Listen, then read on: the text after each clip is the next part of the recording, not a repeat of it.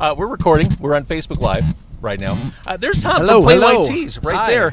We're recording this Facebook live stream, this podcast, all courtesy of Boost Mobile, the sponsor of Car Con Carne. Plain White Tees, just Friday night, you did your record release, Parallel Universe, at Reckless. How did Reckless. that It was great. It was great.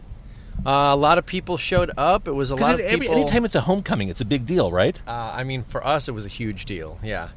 We haven't put out a record for real in, I don't even know. The last one we tried to do was in 2015, and it was self-released. So it was a very, it was like, yeah, okay, cool.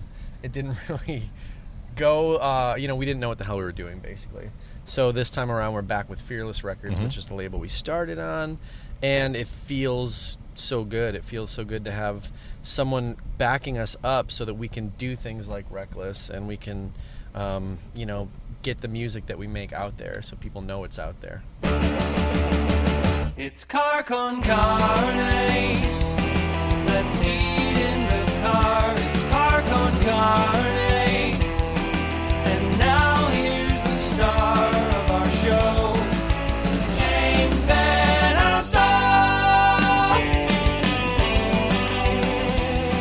All right, we're in front of Los Am I Burritos. close enough, by the way, to the mic? Yeah.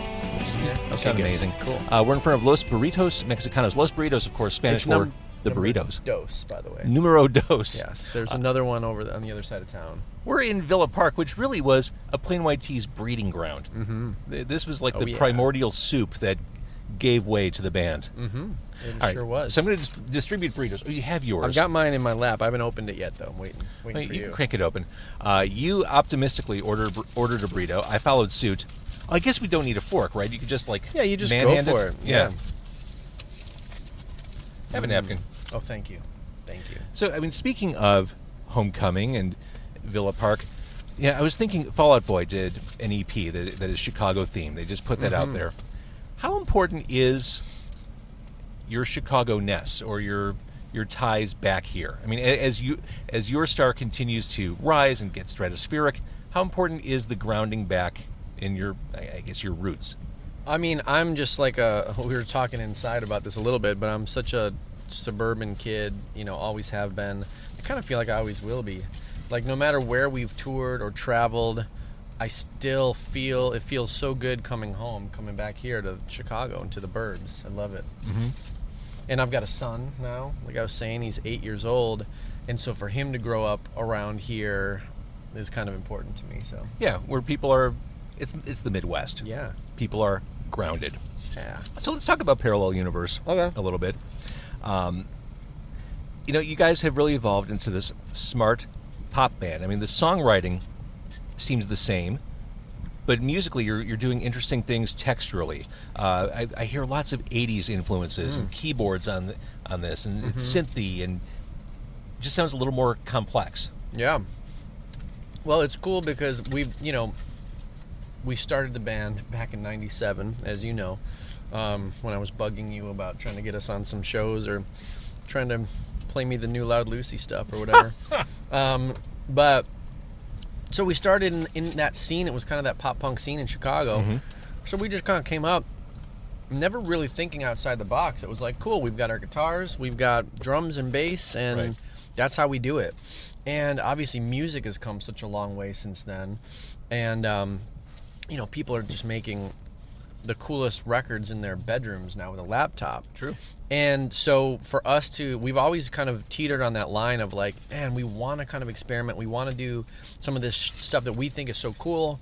But we kind of, it's like unfamiliar territory for us, so we're kind of nervous there. B, we have this fan base. What are they going to think, So we've never really fully dove in to experimenting with a lot of sonic stuff.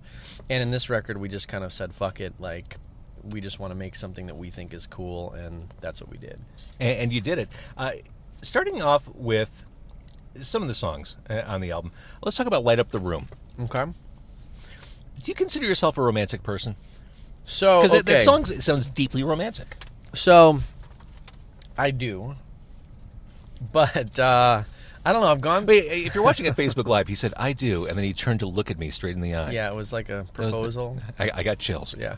So I definitely do consider myself a romantic person, and I'm like an eternal optimist. You know, I'm like the hopeful hopeless romantic, right? But over the past few years, I've gone through a lot of like really bad relationship stuff. And so I'm kind of like, there's a song on the, which I see your notes we're going to get to, called Sick of Love, about halfway through the album. And that is My heart needs replacing. Yeah. I can't feel a thing anymore. Exactly. I mean, I really do. You're not supposed to look at the notes. Oh, sorry. Sorry, I'm cheating. But yeah, there's definitely, I feel like I've lost a little bit of that, I don't know, a little bit of that romance. You know, I kind of feel like through the, not like love is bullshit or something like that, but just like I used to be all in, you know, love and just starry-eyed dreamer trying to find that one girl that was perfect for me.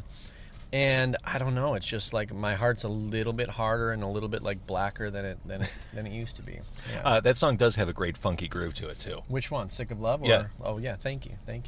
You're skipping. So, but Light Up the Room. So basically, it's funny. And all of the songs on the album, as we'll go through them, even the love songs, like Light Up the Room is like a, you know, more of a romantic, like adoring song to this girl.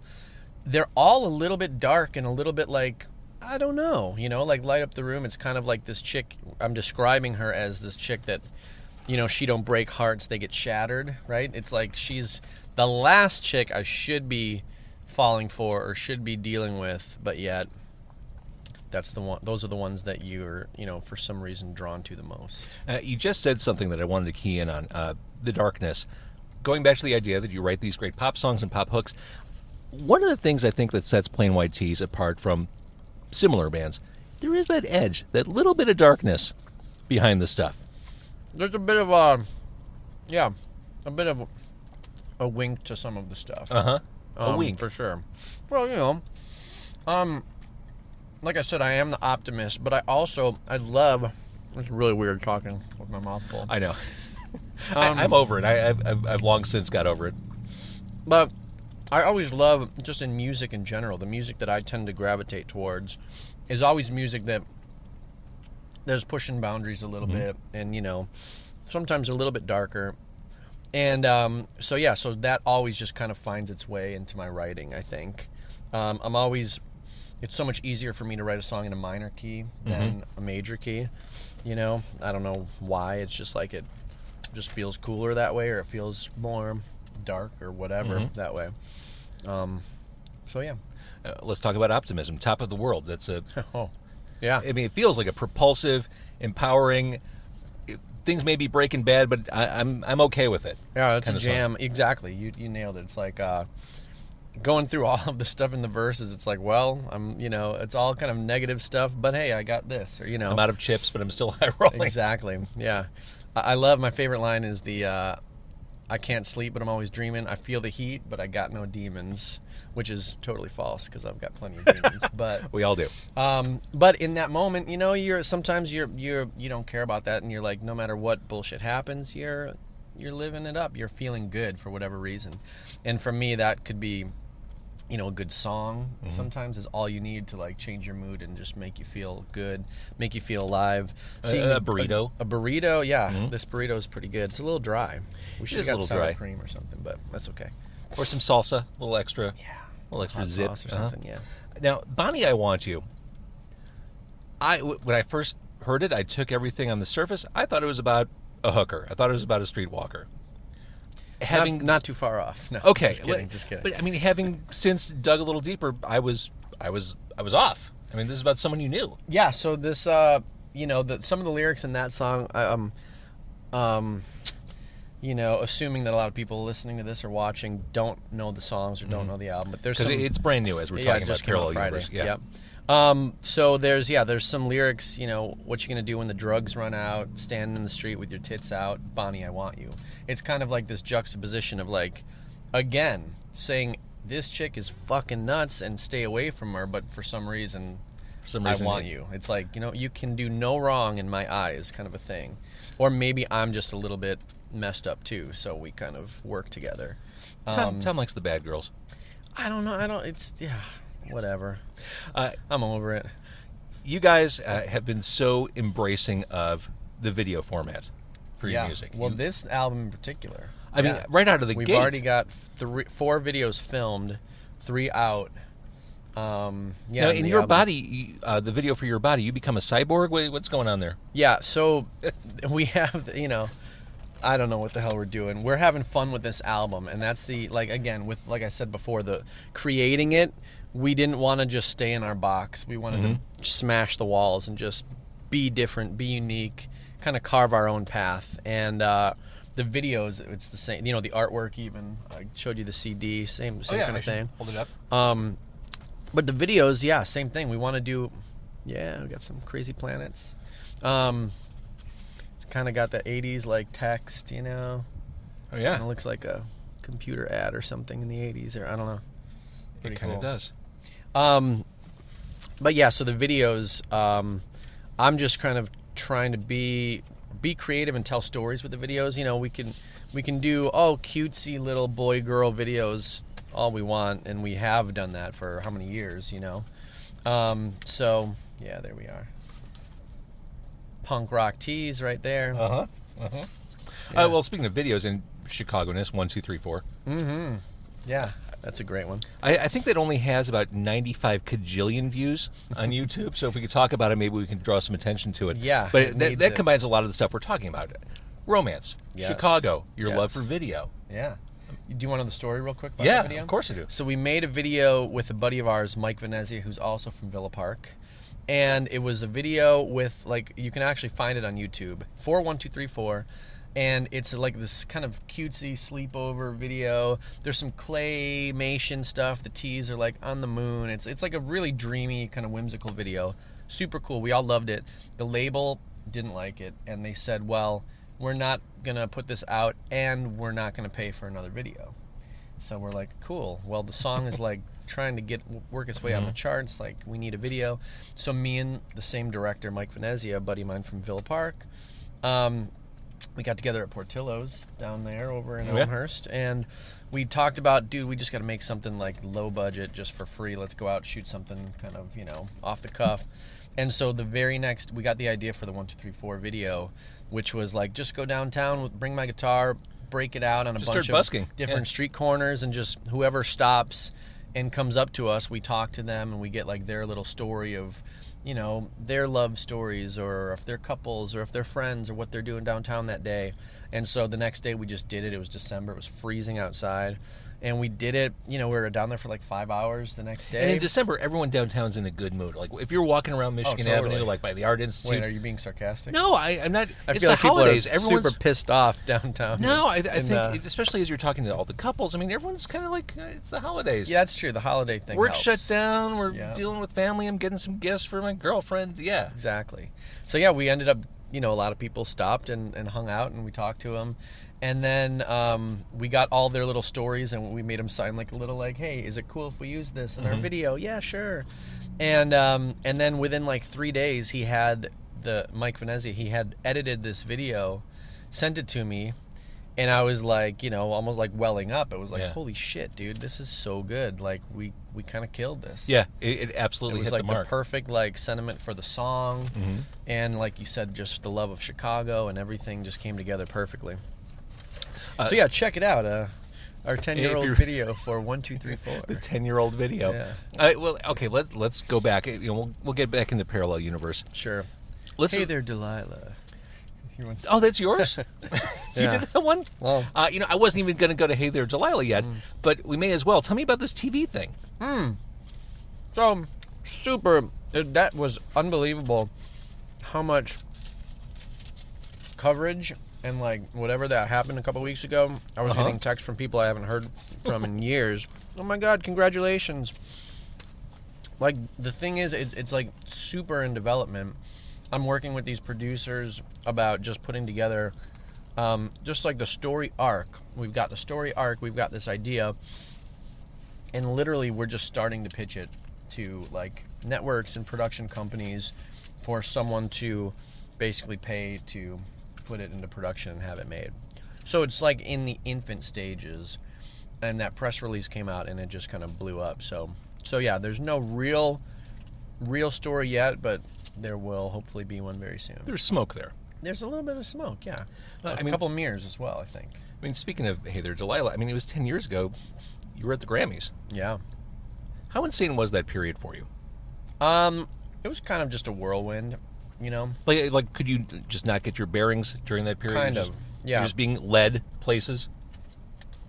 Yeah, I think, like, you know, touring in the van for 10 years or whatever it was leading up to that moment, you know, where you're like, we're giving each other $10 a day to live, you know, to get Taco Bell and McDonald's and you know, grinding it, getting, you know, selling our own merch, trying to hawk CDs and get money to get gas to make it to the next show. You know, you'd think that was the hard work and that was the grind, but having the hit and like that summer of when Delilah was like huge and like everywhere, like pretty much took years off our lives. I think. believe it. Like it was nonstop. You know, we'd fly in the morning, go straight to a radio station, play the song. We would do at least 3 radio stations a day playing the same, you know, playing Delilah, and then we would go do like some kind of sound check party for another radio station or something, and then we'd play a show, and then we would like do a red-eye flight, sleep on the plane, and do the same thing the next day. It was crazy. It's And fatiguing. of course then there's all these other things that are like, oh, and then you've got to go do like Jay Leno, and then do, you know, so there's like pressure, kind of high pressure gigs in there. You know, we did like you have to Dick be Clark's Rockin' New Year's Eve, which filmed in like September or something. But I mean, Not to on your New point, you have Year's. to be on Oh, yeah. at all these things. Oh, like, yeah. Like there is no down. You have to be fired up. That you have to Right. take on the world. Yeah, not only on like, oh, I got to sing the song good, but you've got to be like charming, and you've You have got to to be make everybody's everybody best feel friend. great, Yeah. and you know, yeah. And kind of to the point of what you were saying, you know, doing all these different things for radio. What was great about Delilah, it was agnostic. Like every format Yeah. wanted a piece of it. Well, it started on alternative, Right. Because we had Hate before that, which was a big alternative song. it's a strong word. Yeah, it is. But yeah, so then Delilah started there, and then just blew up, and eventually it was on like, you know, I mean, obviously, you know, everywhere. It was #1 at Pop, #1 like on all the formats. It's crazy. I mean, I think you've endeared yourself. The T's have endeared themselves to my family forever, simply because of the iCarly appearance, which I have seen Interesting. every awful tween show. iCarly was always like one step It was above. good. It was. We got really lucky with that one. good. That was. I mean, I've sat through Dog with a Blog. iCarly is I'm really sorry. the. iCarly was it. That was the show. That was the show, and we had no idea. That was something, as Delilah was kind of growing, that was something that the label came to us, which is weird because the label was a Disney owned Right, this was a Nick show. Nickelodeon. So I don't know how that happened, but yeah, they came to us. There was some show. You guys should really do this, whatever. We're like, yeah, cool. It was just another thing in that whirlwind of stuff that we Yeah. did one day, and when we got there, it had never aired. It was like they were, you know, filming the whole first season or whatever it was. And we got there and we recognized the girl, Miranda Cosgrove, as the girl from School of Rock. Yes, of course. Which that immediately we were all like, oh, cool, this is gonna be cool. She's cool. She's awesome, you know. And yeah, we did the show. We were in and out in, you know, 4 hours or something. And here we are 10 years later still talking about it. It's like that had such a huge impact. And we really had no clue. It was literally just another thing we were doing, like promo stuff. at the Another time. place you were led. Yeah. Let's jump further back. Let's go back to the beginning of Plain White Tees. Oh, yeah. What do you remember the most about those days? Slogging it out, trying to get gigs at Metro, loading up a van, selling your own merch. Yeah. What do you remember about that grind? It's so funny because it's like, man, it's so true, like the good old days, you know? Like, those are the good old days, you know? I can think back to every period in my life, and I definitely had some awkward periods, you know, junior high and whatever, but it's like, I feel like all of that, I can look back pretty fondly on, like, everything in life. And yeah, I mean, that time it was awesome. It was like we had this fire, and we knew that we just had to do it. You know, there was like never a gig really that we'd say no to. it was we started the band, and we had our goal was to play the Metro within a year. Mm-hmm. And we did. You know, the Metro was like all through high school. We lived there basically. You know, Q101 did the New Music Tuesdays, Yeah. so we were there all the time for that. You know, just I saw Weezer on the Blue album there. It was like Smoking Popes were always. It was like always so much amazing music coming through Chicago. And at that time, music was super important. You know, the whole alternative scene was happening. So yeah, we started the band and just like I said, Metro. That was our big goal, and within a year we were there. And I remember, I don't know if it was your first show there or not, but I remember the first time I saw you at Metro, you brought a crowd. I mean, that was a thing. Like, you brought them in from the burbs. Probably wasn't the first show. Probably not. No, I mean, the first show was literally like everybody we knew. Hey, you got to come see us at Metro. We need support. But yeah, eventually it definitely grew into something pretty tangible and pretty real. In Chicago. So the good old days. There was a scene because of bands like Lucky Boys Confusion, and there was a show off was kind of blowing up at that time, and we were all bros, and we'd all play shows together in the burbs, and then we started taking it to the city and Metro and putting together these cool shows, and people really caught on. That's awesome. Yeah. Well, all right, let's leap ahead to the more present day. SpongeBob SquarePants. Yeah.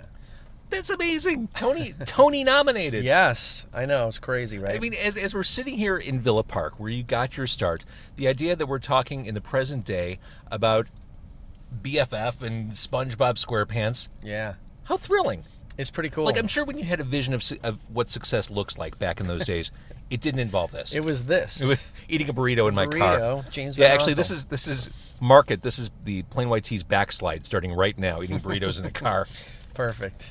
But I can't imagine what that whole experience was like for you. Honestly, okay, so the experience was weird writing the song. Mm-hmm. So they had this idea, and for those that don't know, there's a SpongeBob musical right now on Broadway, and I wrote a song for it. But I wrote the song probably 5 years ago. It was like this thing where they were starting to develop a musical, kind of like my Hey There Delilah show.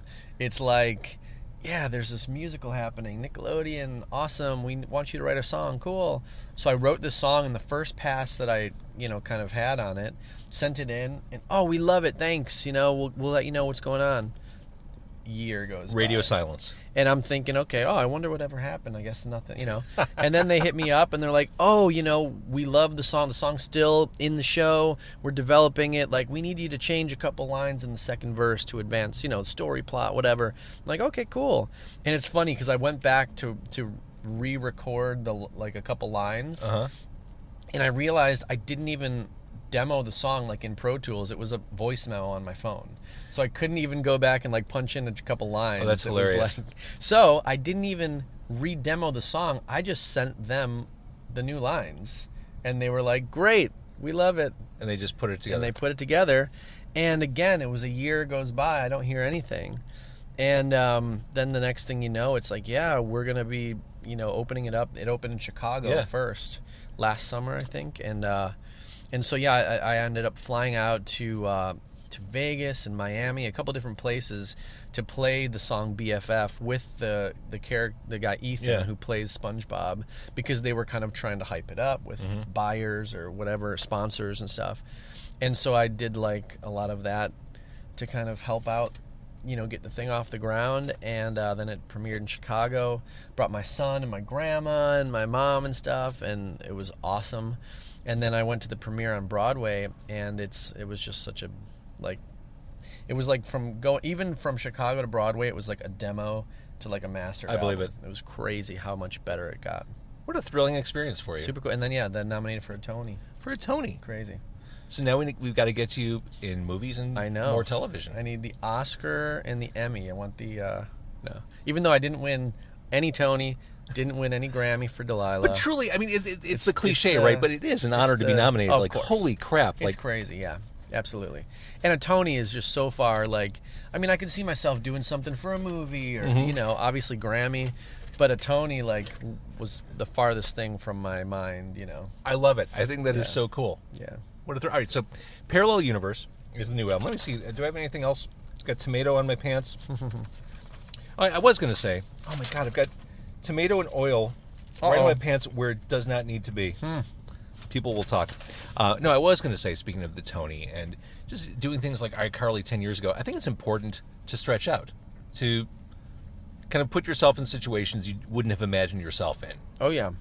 Try new stuff. Oh, yeah. That's how we keep growing. Is this going as like No, a segue? I'm making it. That's not really a question. I'm just a statement of fact. I was waiting for Something you I to believe. make me try something new or something. Yeah, so with that, here's some tripe. Enjoy. So Parallel Universe is the new album. Obviously, as the gears are starting to move, there's probably a lot ahead. Tour, etc. Tour, etc. Exactly. You nailed it. That was an easy one. That was a layup. So when does that start? Is this like a big, we won't see you again for a long time tour? You know, I'm not sure. It's funny because I have a son now. Mike, our bass player, he's got a son. Tim, our guitar player, he's got a little girl. So it's weird that, like, you know, we're trying to tour.